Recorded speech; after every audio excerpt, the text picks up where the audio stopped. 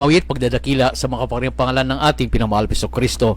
At sa ating pagpatuloy, narito po tayo ngayon sa pakikinig ng salita ng ating pinakamahal Panginoon, at ito po ay dadalhin ng aming beloved ordained preacher, beloved Brother Nilo de Guzman. Amen. Purihin ang ating dakilang Diyos, mga minamahal. God bless you, my beloved brother, beloved Brother Ed, my co-preacher, mga minamahal. Tayo dumalangin muna sa ating dakilang Diyos, mga kapatid, sa mga salita ng ating mahal na Panginoon na ating pong pag-aaralan sa gabing ito, mga minamahal. Hallelujah. Yes, dakilat mapagpala naming Ama, aming Diyos na makapangyarihan sa lahat. Amen. Mahal na Panginoon, maraming salamat o Diyos muli sa gabing ito. Amang banal sa gintong pagkakataon, pinagkalabas sa amin o Diyos, na aming napapurihan ka, amang banal sa pamagitan ng programa ito, mahal na Panginoon. Sa pangunat panalangin ng beloved Honorable Pastor Will Estrada Almeida, dakilang Diyos, tarito kami amang banal humingi ng patnubay sa iyo, Diyos. Sa ganang akin, wala akong magagawa. Ikaw ang aking inaasahan. Mahal na Panginoon, muli mong langisan ang iyong mga salita o Diyos. Samahan mo kami ng kapangyarihan. Mahal na Panginoon o Diyos, in the name of Jesus, bigyan mo ng pananampalataya ang aming mga tagsubaybay sa gabing ito, God. In Jesus' name, we bind the power of darkness, hindrances cast out, unbelief and doubt cast out in Jesus' name. In Jesus' name, amen, amen, hallelujah. Praise God. Purihin ang dakilang Diyos, mga minamahal. Bagong lahat, mga kapatid, nais kong ipaabot muna ang pinakamataas na pagpupuri po, paglulahati, pagdakil at pagsamba sa ating pinakamamalapan sa Kristo lamang, o mahal. At ako po ay nagbibigay ng dobling paggalang pagbati po sa ating minamahal, ginagalang na Ebanghilista Pastor Will Estrada Almeida. Amen, hallelujah. At ganoon din po sa kanyang butihing mga anak, the Almeida children, the whole Almeida family. At patuloy po namin inaalaala mo mahal natin beloved Honorable Stand Pastor Lina C. Almeida. Praise God, hallelujah. At mga minamahal, sa lahat po ng aking mga kamanggagawa at mga mangangaral ng ating pumanalagawain, Luzon, Visayas at Mindanao, sa labas ng ating bansa, mga minamahal, sa lahat ng mga nanonood ngayon, nakikinig, pagpalainawa tayo ng ating dakilang Diyos na buhay, mga kapatid, at pagsalusaluhan natin, mga minamahal, ang ebanghelyo ng ating dakilang Diyos. Buksan po natin ang ating unang talata, mga minamahal, dito po sa Ecclesiastes chapter 12, verse 1. Amen. Sabi ng Bible, mga minamahal, remember now thy Creator in the days of thy youth, while the evil days come not, nor the years draw nigh, when thou shalt say, I have no pleasure in them. Amen. Tagalog po, beloved Brother Ed. Dito po, Ecclesiastes 12:1. Alalahanin mo rin naman ang may lalang sa iyo sa mga kaarawan ng iyong kabataan, bago dumating ang mga masamang araw at ang mga taon ay lumapit. Pagka iyong sasabihin, wala akong kaluguran sa mga yaon. Amen. Dakilang Diyos ang magpala sa kanyang salita, mga minamahal, sa gabing ito. Ang ating pong tatalakayin, mga minamahal, ay invest your life wisely. Amen. Amen. Invest your life wisely. Praise God. Mga minamahal, bakit po ang title natin, mga kapatid, sa gabing ito ay pagyamanin natin ang buhay na may katalinuhan? Pagyamanin po natin ang buhay natin na may katalinuhan, invest your life wisely. Amen. May mahal, bakit po? Dahil mga minamahal, wala tayong ibang dadalhin, mga kapatid ko, sa ating mahal na Panginoon, kundi yung ating mga nagawa kay Kristo. Amen. Only one life will soon be passed. Only what's done for Christ will last, mga kapatid. Amen. Hallelujah. So napakabilis po ng panahon. Ngayon mahal, mabilis po ang panahon. Ano po ang magagawa mo para sa dakilang Diyos ngayong panahon na malakas ka, mga kapatid? Dapat meron tayong mga katanungan na ganyan, mga minamahal, maging sa loob ng ating mga kwarto. So, mabilis po ang panahon, hindi natin namamalayan, mga minamahal ko. Ito po ay, mga minamahal,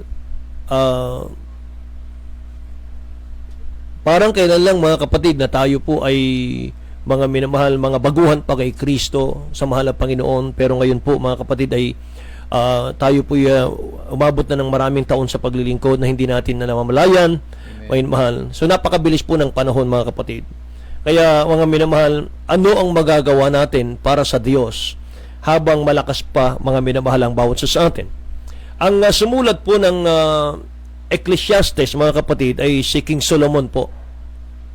At alam niyo po ba kung bakit niya sinulat ang Remember now thy Creator in the days of the youth, mga kapatid? Dahil na-experience po ni King Solomon, mga minamahal, itong sinabi niya. Na-experience niya, mga kapatid, hindi naman niya isusulat ito kung hindi niya na-experience, hindi niya naranasan. Naranasan din po ni King Solomon, mga minamahal, na magmalaki, magpalalo ang kanyang puso. Mga kapatid ko, kaya isinulat po niya yung Proverb chapter 27 verse 1. Sabi po ng talatang ito, mga minamahal, do not boast about tomorrow, sabi rito. Amen. Do not boast thyself, mga minamahal, about tomorrow, for you do not know what a day may bring forth, mga Amen. kapatid. Amen. Tingnan niyo ang Tagalog, mga minamahal.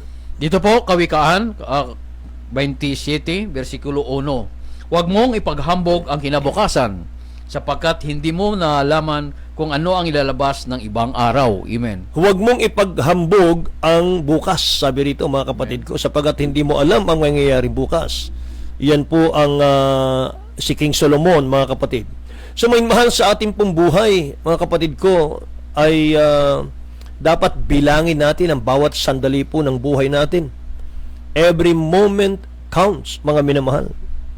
Dapat binibilang natin yung bawat takbo ng buhay natin dahil hindi natin alam ang mangyayari bukas, sabi ng Bible. So we want to make sure that every moment counts, mga minamahal. Dapat wala pong nasasayang sa mga paglilingkod natin sa dakilang Diyos natin. Gayahin po natin si King David. Si King David, mga minamahal ko, sabi niya sa Psalms 90 verse 12. Chapter 90 verse 12, ang sabi ni King David ay, so teach us to number our days, that we may apply our heart unto wisdom, sabi niya. Amen. Mga minamahal. Kaya sa ating pong buhay, mga kapatid ko, ay mag-invest tayo, mga minamahal, sa ating buhay dito sa hiram na buhay na ito. Mag-invest tayo ng maganda, ng mabuti, mga kapatid ko. Wisely, sabi po ng ating pinag-aaralan, mga minamahal. So God wants your life to be counted, mga kapatid. Invest your life wisely. Be counted, mga minamahal. Tingnan niyo yung Tagalog, Psalms chapter 90 verse 12 po. Dito po, mga awit, versikulo 20, versikulo 12. Kaya ituro mo sa amin ang pagbilang ng aming mga karawan, upang kami ay magtamo sa amin ng pusong may karunungan. Amen. Purihin ang dakilang Diyos, mga minamahal. Hindi bala po pwede, mga minamahal ko, mga kapatid, na basta na lang tayo nabuhay sa mundo na hindi natin inaalam ang kalooban ng ating mahal na Panginoon. Hindi pala po pwede, mga kapatid, na bubuhayin tayo, binuhay tayo ng dakilang Diyos sa mundo na wala po tayong gagawing paglilingkod sa ating mahal na Panginoon. Amen. Sayang po, mga kapatid, mabuti pang hindi na tayo isinilang sa mundo kung hindi natin makikilala yung ating pong Creator, yung bumuhay sa atin, mahal dito sa mundo. Mga kapatid, invest your life wisely. Gusto po ng dakilang Diyos maging mahalaga sa iyo ang iyong buhay, ang aking buhay. Dahil maraming tao, mga mahal, hindi nila nauunawaan bakit dapat pahalagahan po ang buhay. Kaya ang marami po, mga kapatid, ay sinisira nila yung kanilang buhay, yung kanilang katawan sa kasalanan, sa bisyo, illegal drugs, mga minamahal, shabu, mga kapatid. Yan. Nasisira ang buhay, nawawala ang buhay, mga minamahal.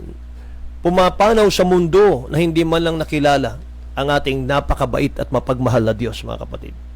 So kung hindi natin pahalagahan ang dakilang Diyos sa buhay natin, mga minamahal ko, ngayong malakas tayo. Kung hindi mo pahalagahan, mga minamahal, ang dakilang Diyos sa buhay mo, ngayong malakas ka, ang tanong po ay ganito, who promised you tomorrow? Sino po ang nangako sa iyo, mga mahal, na bukas buhay ka pa? Tomorrow might be too late, mga kapatid. Iyan po, mga minamahal, ang reality. Ano po? Kaya kung babasahin po ninyo yung Matthew chapter 24, malapit na ang pagbabalik ng ating dakilang Diyos na buhay. Simula po sa verse 2 hanggang verse 8, mga minamahal, Jesus said to them, do you not see all these things? Sabi niya roon, mga minamahal, verily I say unto you, there shall not be left here one stone upon another that shall not be thrown down. And as he sat upon the Mount of Olives, the disciples came unto him privately, saying, Tell us, Lord, when shall these things be? And what shall be the sign of thy coming and of the end of the world? Sabi niya. Sabi ng dakilang Diyos, unang-una niyang sinabi, mga mahal, Jesus answered and said unto them, Take heed, mag-ingat kayo, that no man deceive you. Amen. Anong meaning yan, mga mahal?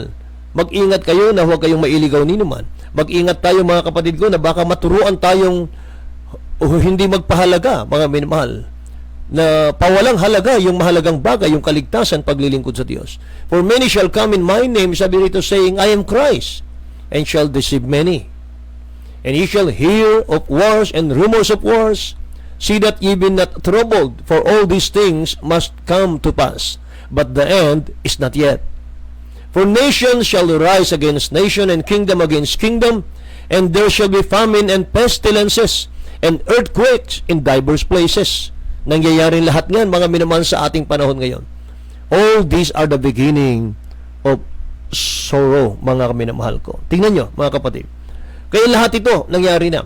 At sabi ng Bible, Matthew chapter 24 verse 33, mga minamahal, so you also, sabi rito, mga minamahal, likewise ye, when ye shall see all these things, know that it is near, even at the door.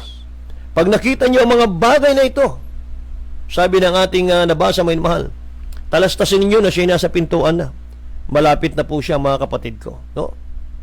Kaya pagbabalik ng dakilang Diyos, mga minamahal, ay dalawang bagay ang dala niya, mga kapatid. Ang una po ay salvation. Kaligtasan po sa mga naglilingkod sa ating dakilang Diyos.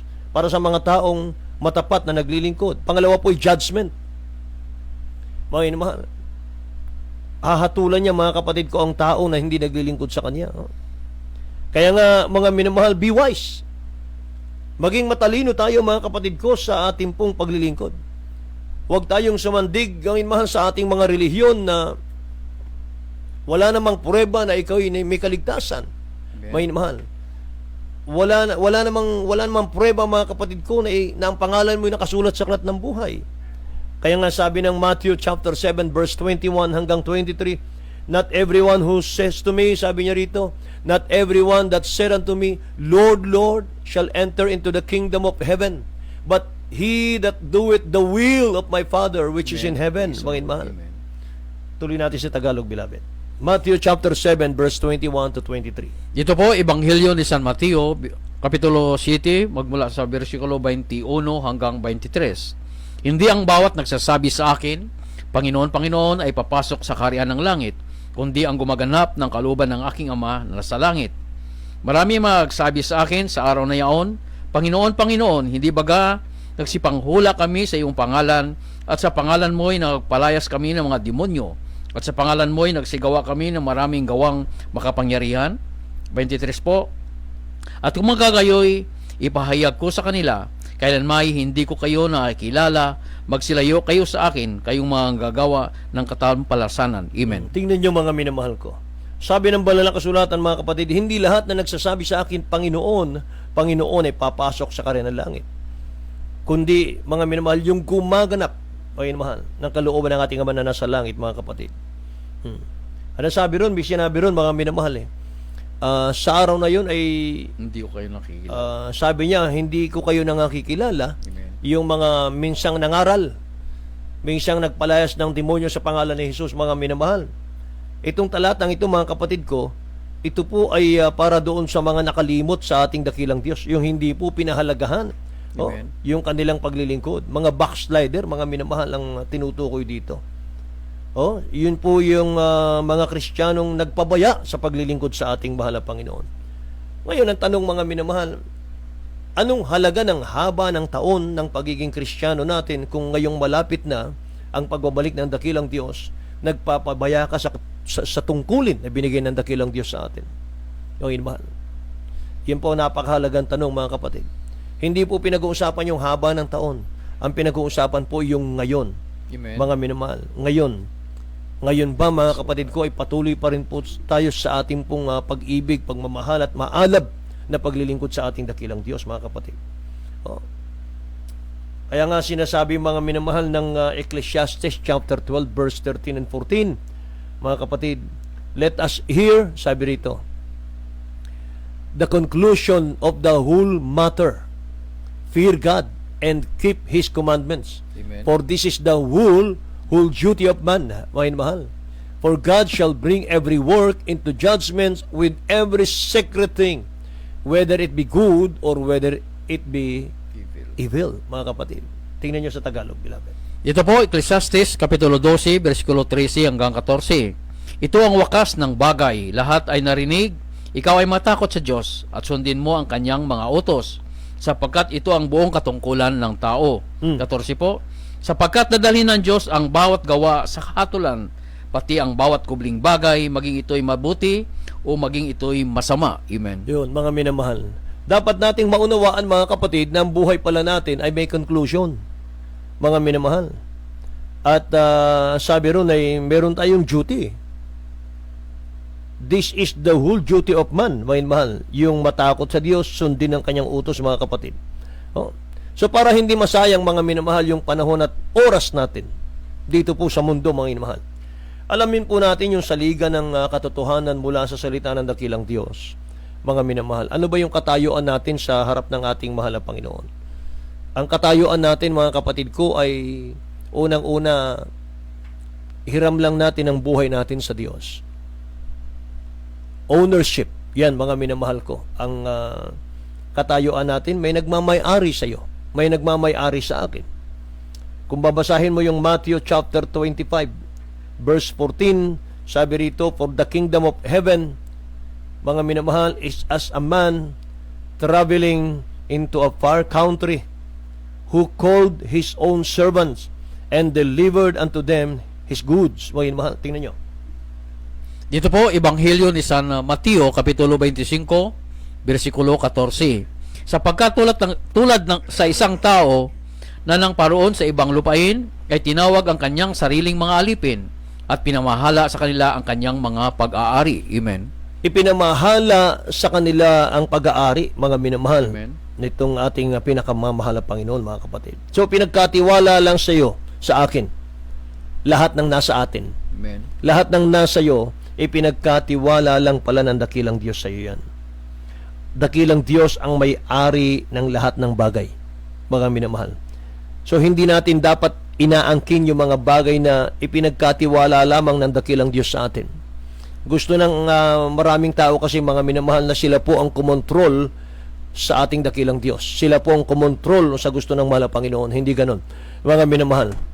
Para maka-invest tayo, mga kapatid ko, sa ating buhay na ito, nang may katalinuhan, mga kapatid, na pagdating po ng panahon na tayo po'y pagpahingahin na ng dakilang Diyos, mga minamahal, wala kang panghihinayang, mga kapatid ko. Oh?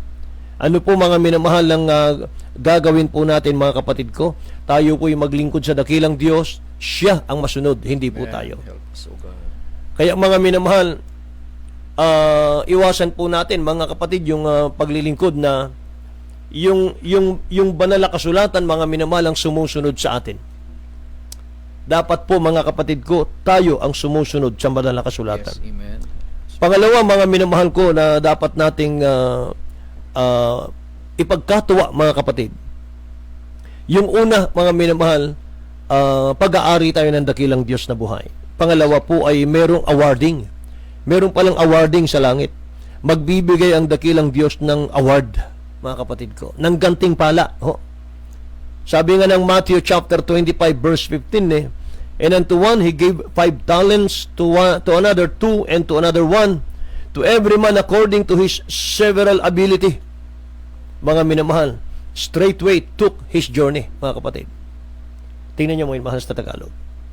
Dito po, Ebanghelyo ni San Mateo, Kapitulo 25, versikulo 15. At ang isa ay binigyan niya ng 5 talento, ang isa ay 2, ang isa ay 1, sa bawat isa ayon sa kanya-kanyang kaya, at siya ay yumaon sa kanyang paglalakbay. Amen. Ayun, mga minamahal ko.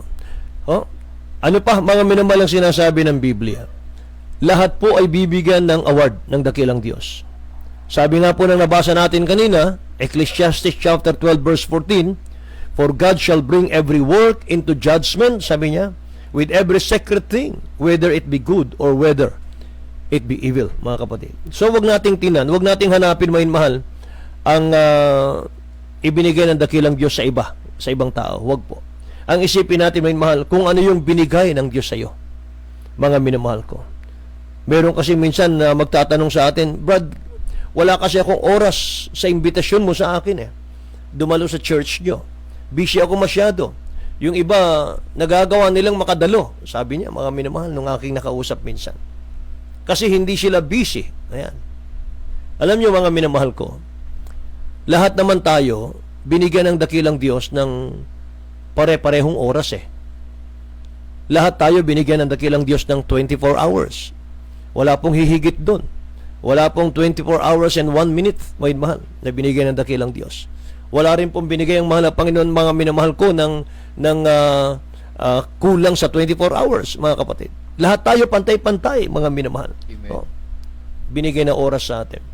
Kaya kung nagawa ng iba, mga minamahal, na paglaanan ng oras ang dakilang Diyos, mga kapatid ko, magagawa mo rin. Amen. Magagawa rin natin, Jesus. mga mahal. Amen. Sapagat bago tayo binuhay ng dakilang Diyos dito sa mundo, mga minamahal, inisip munang maigi ng dakilang Diyos kung paano mo gagamitin ang oras na binigay ng dakilang Diyos sa iyo.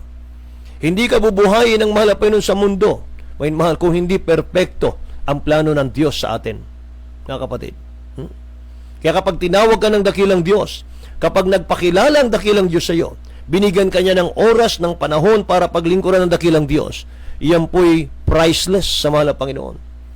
Mga minamahal, napaka-precious niyan, mga kapatid.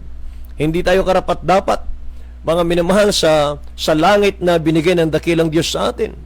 Pero minarapat ng mahal na Panginoon sapagat minamahal tayo ng dakilang Praise the Diyos. Lord. Mga Amen. minamahal. Thank you, Lord. Ang binigay ng dakilang Diyos sa atin, mga kapatid ko, bawat isa sa atin binigyan ng mga minamahal, pantay-pantay, mga kapatid ko. Ano yung binigay? Time and opportunity. Ay, mahal. Yan ang binigay ng dakilang Diyos sa atin, mga kapatid. Pantay-pantay yan. Hindi mo masasabi, mga minamahal, wala akong panahon sa Diyos. Wala akong panahon sa paglilingkod. Hindi po, mga minamahal. Kapag hindi natin pinaglingkuran ng dakilang Diyos, mga kapatid ko, sinisira natin ang buhay natin. Hindi natin ini-invest ang buhay natin wisely. So yung opportunity, mga minamahal ko, yun po yung malayang oras. Yun po yung panahon at pagkakataong maglingkod tayo sa ating mahal na Panginoon ng Diyos. At yung time, yung oras, mga minamahal, napakahalaga niyan, mga kapatid. If you wasting your time, mga minamahal, you wasting your life. Yan po, mga minamahal, ang nakakatakot, mga kapatid. Kapag inubos natin ang oras natin sa bagay, mga minamahal ng mundo, wala tayong oras, wala tayong time sa paglilingkod sa mahal na Panginoon, mga minamahal, you wasting your life, mga kapatid. Wala tayong magagawa, mga minamahal. Sabi ng dakilang Diyos yan kung wala kayo sa akin, wala kayong magagawa, sabi ng mahal na Panginoon. Amen. So lahat po tayo magsusulit. Kung saan mo ginamit yung opportunity and time mo na binigay ng dakilang Diyos, doon tayo sisingilin ng mahal na Panginoon Diyos. Doon tayo magsusulit sa mahal na Panginoon. Mga mahal, lahat tayo nagtatanim para sa kinabukasan. Lahat tayo nagtatanim sa kinabukasan, mga mahal. Kung gusto mo ng masaganang ani, mga kapatid, magtanim ka ng tama. Amen. Magtanim ka ng maayos na binhi at dapat kumpletong alaga hanggang sa magbunga para masagana yung ani mo sa kinabukasan, mga kapatid ko. Ang iba naman, gusto, mga minamahal, ani ng ani, wala namang tinatanim, mga kapatid. Hindi po pwede yun, mga minamahal. Gusto natin marami tayong ani, wala naman tayong itinatanim. Hindi po pwede yun, mga kapatid ko. Kailangan, mga minamahal, nagtatanim tayo, mga kapatid. Kung nagtanim ka ng paglilingkod sa dakilang Diyos, mga minamahal, grabing pagpapala naghintay sa iyo, mga minamahal. Purihin ang mahal na Panginoon. Praise the Lord. Amen. Invest your life wisely, mga minamahal. Minsan, mga kapatid ko, ay maitutulad natin yung pinangakuan ka ng mundo, mga minamahal. Kumagat ka naman sa mundo, mga kapatid ko. Sa dulo pala ay hindi maganda ang resulta. So, mga kapatid, sinasample ko po yung pinangakuan ka, ininvest mo yung pera mo, mga minamahal ko. Next month, mga minamahal, kikita ka ng 50%. Sa binigay mong pera, kikita ka mga minamahal ng 40% monthly. Kinagat mo naman, mga minamahal ko. Sapagkat kumikita ka sa una. Kakagatin agad natin. Pero mga minamahal ko, hindi mo alam sa dulo pala na scam ka. Mga minamahal, yun po yun eh. Kapag ang kinagat natin yung offer ng mundo, mga minamahal, sa dulo niyan, mapait eh. Mga kapatid, mapapahamak ka eh. Kasi ang tao po, hanap ng hanap, mga minamahal, ang kayamanan ng mundo eh. Mga kapatid, para saan? Hindi masama ang layunin para sa buhay natin, mga mahal, para meron tayong pagkain, meron tayong damit, meron tayong bahay, meron tayong sasakyan, mga mahal, mapag-aral yung mga anak natin, mga kapatid, yung mapagtapos sila. O pagkatapos nun, mga mahal, kung wala tayong paglilingkod sa ating dakilang Diyos, mga kapatid, wasting life, mga mahal. Huwag po tayong umasa sa shortcut.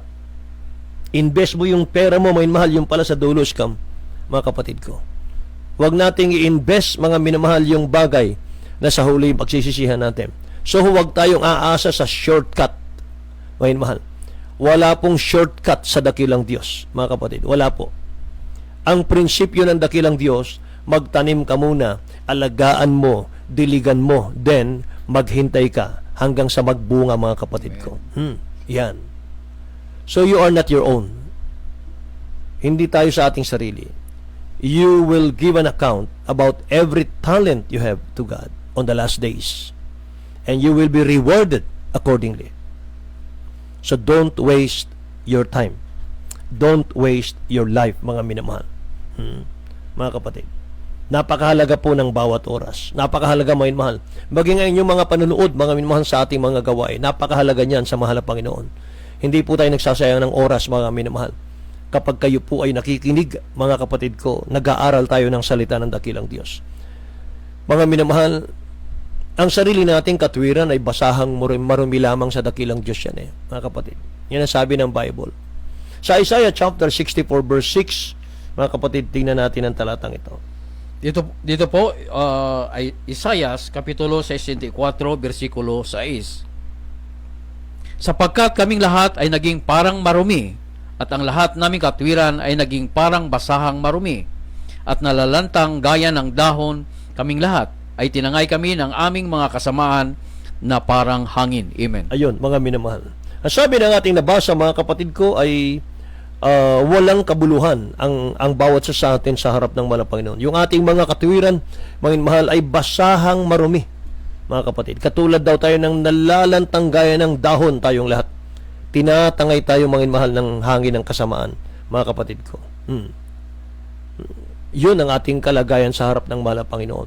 Kaya mga minamahal, kung hindi natin paglingkuran ng dakilang Diyos, mga kapatid ko, paano natin maayos ang buhay natin?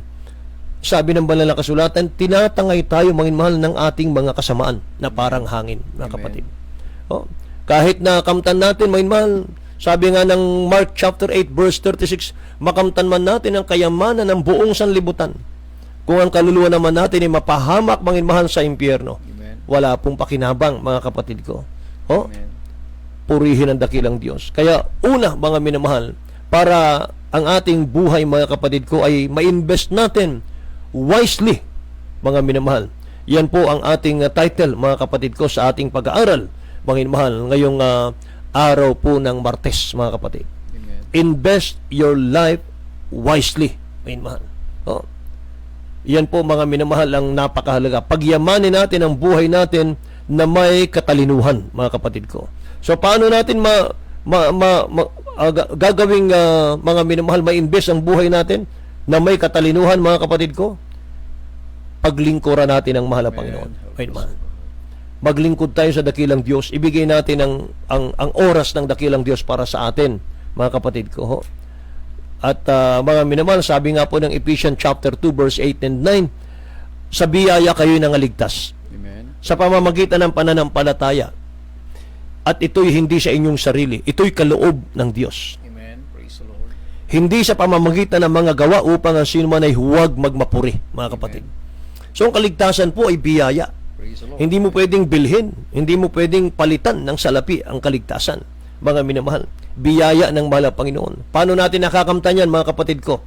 Para na sa ganun, ang dakilang Diyos po ang siyang mag-ayos ng ating mga buhay, mga kapatid ko. Paano natin makakamtan yan, mga minamahal? Tanggapin natin ang dakilang Diyos bilang sariling tagapagligtas. Mga minamahal, be born again, mga kapatid. Be born again. Oh, be born again. Sabi po ng John chapter 3 verse 5, except a man be born of water and of the Holy Spirit, he cannot enter into the kingdom of God. Hanggat ang tao'y hindi sinisilang na muli sa tubig at sa Espiritu Santo, hindi siya akit sa langit, mga mahal. At sa mga sandaling ito, mga kapatid, sa ating pananalangin, mga mahal, bago tayo manalangin, mga mahal ko, narito yung sa mga nang awitin, ating iaalay sa dakilang Diyos natin. Amen. Ihanda natin ating mga puso, mga mahal.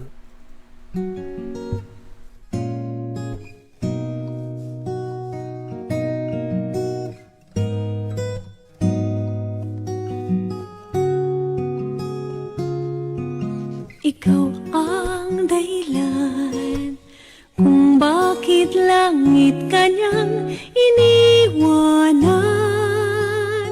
kung bakit ikaw ay narito sa mundong ito. Di mo ba alam, ika'y kanyang iniingatan, umaga't tanghalit gabi, siya'y hindi nagkulang. Mahal ka ng Diyos, di mo alam. Mahal ka ng Diyos, di ka pinabayaan. Mahal ka ng Diyos, di ka iniwan.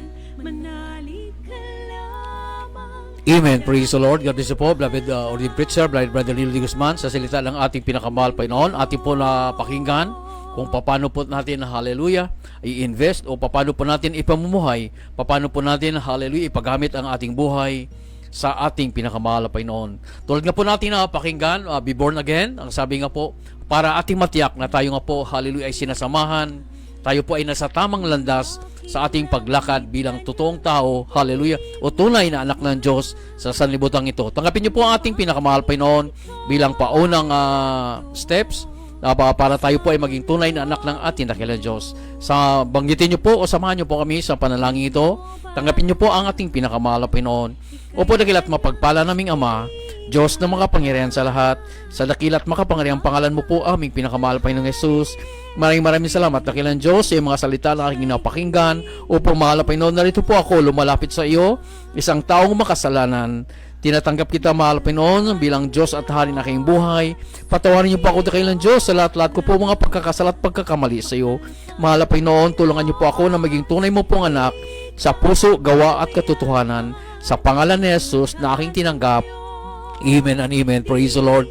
At kami po ay manalangin. Opo, aming pinakamahal Panginoon, sa pangunang panalangin po ng aming mahal na pastor, Wildis Almeida, in Temprabit, O God. Maraming salamat, dakilang Diyos, sa inakilang pag-ibig. Maraming salamat, mahal Panginoon, sa patuloy yung pagliligtas. Aming dinadalangin sa iyo, mahal Panginoon, ang lahat po ng mga baguhan na lumalapit sa iyo. Patawarin niyo po sila, dakilang Diyos, sa lahat-lahat po ng kanilang mga pagkukulang, pagkakasala at pagkakamali. Tulungan niyo po sila, mahal Panginoon, na maging tunay mo pong anak sa puso, gawa at katotohanan. Iligtas niyo po sila, mahal Panginoon, ganoon niyo po ang kanilang mahal sa buhay, at isulat niyo po ang kanilang mga pangalan sa aklat ng buhay diyan sa iyong karan sa kalangitan. Ito po ay yung samot dalangin sa makaparang pangalan ni Jesus. Amen and amen. Praise the Lord, praise the Lord. At sa ating mga pangangailangan, hallelujah, sa ating dakilang Diyos ay walang imposible. Sa ating pinakamahal Panginoon, lahat ng bagay ay magagawa ng ating pinakamahal Panginoon. Sumampalataya lamang po tayo sa ating pinakamahal Panginoong Jesucristo. At sa paunang panalangin po nating Brother Pastor, ating pong ipatong ating kamay sa ating ulo, isang kamay sa parte na yung karamdaman, o isang kamay sa gadget pong ating ginagamit. Hallelujah. Tayo po'y lubusang sumampalataya sa ating pinakamahal Panginoon. At bawang lahat, umingi po tayo ng kapatawaran. Hallelujah. Opo, aming pinakamahal Panginoon, narito po kami, dakilang Diyos, sa mga pangailan sa iyo. Alam po namin, mahal na Panginoon, wala imposible sa iyo, dakilang Diyos. Sa pangunang panalangin po ng aming mahal na pastor, Wildis Almeida, in Temprabit, O God, Patawarin niyo po kami, mahal na Panginoon, sa lahat-lahat po namin mga pagkukulang, pagkakasala at pagkakamali. Mahal na Panginoon, abutin niyo po ang mga panahon niyong mga anak. Hallelujah, hallelujah. Ikaw po aming inasahan, aming pinakamahal, Panginoon. Ganoon din po dakilang Diyos sa lahat po ng mahal kapatiran na patuloy umaasa, sumasabay sa iyo sa mga oras na ito. Abutin niyo po, mahal na Panginoon, at sa mga nagpadala ng kailang mga request, pagkalob niyo po ang kailang kahilingan sa iyo, mahal na Panginoon. Beloved Melinda Kadinato, hallelujah, sakit po ang kanyang katawan. Amin po din ang dakilang Diyos, family ng Rodriguez, na patuloy po sila pang hawakan kabayan sa araw-araw, mahal na Panginoon. Beloved Gloria Arriba, meron po siyang karamdaman, mahal na Panginoon, hallelujah. Pananakit din po ng kanyang kaliwang paak, habagan pagalingin dakilang Diyos. Beloved Inocencia de la Cruz, mahal na Panginoon, na siya po ay makapagsalita na at makagalaw na po kompleto ang kanyang ang kanyang pangangatawan dakilang Diyos. Complete healing, O God. Beloved Hazel Javier, naging normal na po nawa ang kanyang blood pressure, at ganoon din po, mahal na Panginoon, hallelujah, makapag-start na rin po sa kanyang trabaho. Beloved Evita Soriano, mapalaya na rin po, hallelujah, sa mga financial na problema, at ganoon din po, beloved Flortan, na mawala na rin po ang karamdaman, ang vertigo dakilang Diyos. Beloved Rona Dizon, na makalabas na po sa hospital, at complete healing, mahal na Panginoon. Beloved Joshua Amisola, matanggap na rin po sa kanyang trabaho pinag-applyan. Opo, mahal na Panginoon, lahat ng pangalan naming binanggit na kilang Diyos, ning lahat po ng mahal kapatiran o umaasa sa iyo. So nang dalangin po namin, Blessed Pastor, lahat ng karamdaman, cast out in mighty name of Jesus. Problema, kahirapan, karamdaman, cast out and be healed in mighty name of Jesus. Be blessed and be healed. All vices be gone, all problems solved right now, in the mighty name of Jesus. In the mighty name of Jesus. Amen and amen. Praise the Lord. Hallelujah. Maraming salamat sa ating pinakamahal pa. Alam po natin, hallelujah, tayo po lahat ay patuloy na pinagpapala ng ating dakilang Diyos through the first prayer po ng ating Bilingual Pastor Willie Estrada Almeida. Amen. Praise the Lord. At sa ating pagpatuloy, muli narito po ang aming beloved ordained preacher, Brother Nilo de Guzman. Amen. Mahal ka ng Diyos, di ka pinabayaan. Purihin po ang ating dakilang Diyos, mga minamahal. Muli po, mga kapatid ko, tayo po ay nagtatapos sa ating programa sa gabing ito. Purihin ang dakilang Diyos, at salamat sa ating dakilang Diyos sa kanyang patnubay, sa kanyang gabay sa ating isang oras sa palatuntunan. May mahal, mula Lunes po hanggang Sabado ang ating pong Jesus Miracle Hour dito po sa dako ng Maribeles, Bataan, ay alas 7 hanggang alas 8 po ng gabi tayo, mga minamahal. At mga kapatid, antabayanan nyo po 8 to 9 ang ating Cebu Central, mga mahal, Ordained Preacher Nilo Miranda. Mga kapatid ko, Jesus Miracle Hour. At pagkatapos 9 to 10, mga kapatid ko, Olongga po Outreach, ating Ordained Preacher Boy Kaluya sa ating pong Jesus Miracle Hour. Tangkilikin nyo po, mga mahal. Pagpalain kayo natin dakilang Diyos na buhay, mga kapatid ko. At minsan pa, mga mahal, ngayong gabi, mga mahal ng Martes, mga kapatid, ay tayo po'y nagpapaalam na, mga kapatid, at tayo po'y babalik sa araw po ng bukas, God willing, malusog ang ating pangatawan. Mga mahal, sa ngalan ating beloved Honorable Pastor Willie Estrada Almeida, yung balingkod si Papawid, Brother Nilo de Guzman po lamang, Brother Eddie Grapani, aking kasama, mga mahal, ang technical side po natin, Joy Riscado, nagsasabing, we'll love you so much po, but there is Jesus who loves you more and more. God bless you all. Good night po. Ng Diyos, mahal ka ng Diyos, di mo alam. Mahal ka ng Diyos, di ka pinabayaan. Mahal ka ng Diyos, di ka iniwan. Manalig ka lamang dahil mahal ka ng Diyos. Manalig ka lamang dahil mahal ka.